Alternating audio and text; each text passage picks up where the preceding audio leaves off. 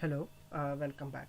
So in the previous session, I have covered text classification task using two different types of Naive Bayes classifier, that is uniclass and multinomial Naive Bayes classifier, and we could able to achieve the training and test accuracies as 96.5% and 96.8% respectively. But our major intention was to build a text classification based on the word embeddings, right? So that was our major intention. One thing we can see that we have already getting a best accuracies, right, like 0.96, but we are not sure whether this is the final accuracy or whether it can be improved with the other models.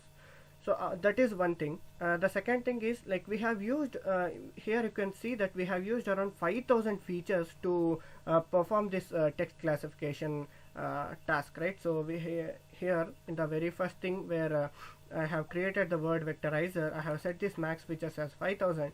So we have this model definitely would be very heavy, right? So because it was involving a 5000 features, but our major intention for using the word embeddings is that it is very light in weight, right? So it will be having very few features based on the number of neurons in the hidden layer. So I am going to use word embeddings in order to check out like how the performance or the accuracies may affect even if we use the lightweight models or the lightweight word embeddings in order to perform the same text classification task. So even in the word embedding approach, we have two different things, that is using the pre-trained word embeddings or the word vectors, or we can train our own word embeddings. So we have studied two different word embeddings, that is word2vec and the GLOW model. As you can see, as if you remember that GLOW word embeddings was performing better because it was trained on a large number of text tokens. It was about 6 billion text tokens where that model is built or that word embedding is built. So it was generated using 6 billion tokens, and it was generated by Stanford University. So what we will do, we will just jump into using that pre-trained GLOW word embeddings in order to perform our text classification task, and we will see the accuracy values. Uh, so this is how the prerequisites or the pre steps which we perform in order to set our GLOW word embedding model, right? So we have to download these two text files from the website which I have given in the previous site, the previous session. So you can download these two text files, and you have to pass them as a input and output file for this word2vec model. And once that is done, we have to use this keyed vectors to load this word embedding. So once this is done, our GLOW word embedding model is ready to be used. So we have to just perform these two steps, prerequisites, before starting or using the GLOW word embeddings. So I have also started initialized the stop words from the English, so that I can remove those stop words again. Fine.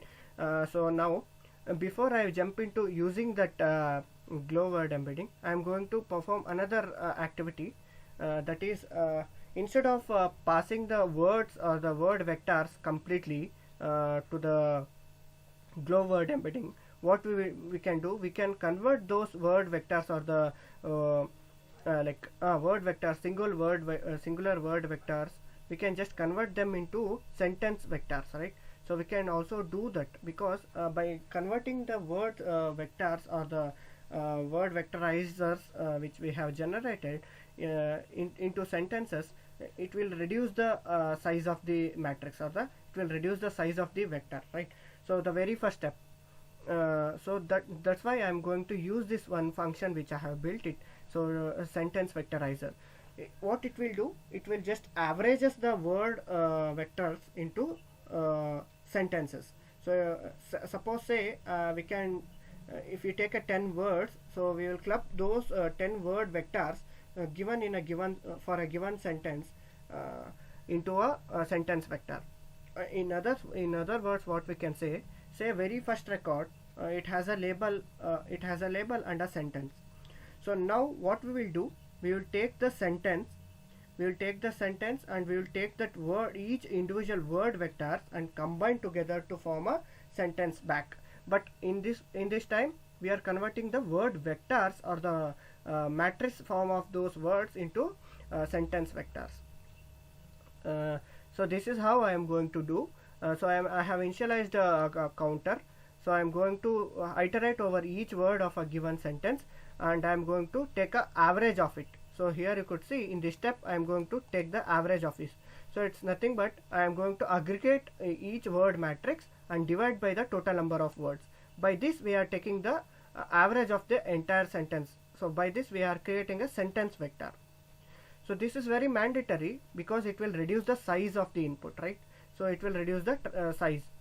So I am going to do this step. Then I am going to create two different vectors or sentence vectors for training and testing separately.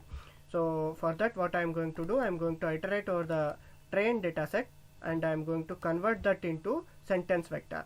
So I am going to call this function over here and pass all the words given in a sentence. I am going to get a sentence vector. So I am going to store these individual sentence vector in the X as a train doc vectors, right? So I am going to do the similar activity for the test as well. So now we are ready with the sentence vectors for the both training and test data set. Now it's time to use that to train our or implement our word embeddings. So before we use it, we have to choose any one of the ML model or ML technique which can assist in using that word embedding. So I am going to use a simple logistic regression model. So I am going to use that, and I am going to pass that to the word embeddings. So this is how I am initializing the logistic regression. With a random state as 42, we can initialize anything, and we are setting these penalty values as L1 and C value as 3.5. These are the hyperparameters which we can readily search it in the Google as well. So I am getting the optimum values, that is, there are two penalty values basically for the logistic regression. If you already remember, there are L1 and L2, that is lasso and ridge models. So I am using the penalty techniques as well here, and I am going to pass that entire training doc set or the sentence vector, training sentence vector, and along with the label to the logistic regression model. So now I have converted that or the passed that to the logistic regression model. You can just see the accuracies here. So the prediction for the training data set is 0.97, and for the test it is 0.96. So you can easily say that it is already more than the multi-class binomial or the multi-class Navy Bayes classifier which we have built it here over here. So it was 0.96, but after using the word vector technique or the word embeddings technique, we could see we have improved the accuracy of it. So we have achieved three things: one, the improved accuracy; two, the reduced size of the input or the lighter weight models; and also we have improved the overall performance of our text classification. So suppose if we have dependent on this multinomial or a multi-class Navy Bayes classifier, it would have waited longer time to train, right? So it would take larger time in order to give these results, because it was involving 5,000 features. But now we have reduced it to say 200 features, because our GLOW model or the GLOW embeddings will be involving 200 dimensions only. So that thereby reducing the overall size of our training model and also the performance of our model. So this is how the text classification has improved by using our word embeddings. So this is here I have used a pre-trained model, right? So we have used a pre-trained GLOW word vector. So what if we have to use our own or our own word vectors? Then we can also do that, and I am going to explain you in the next session.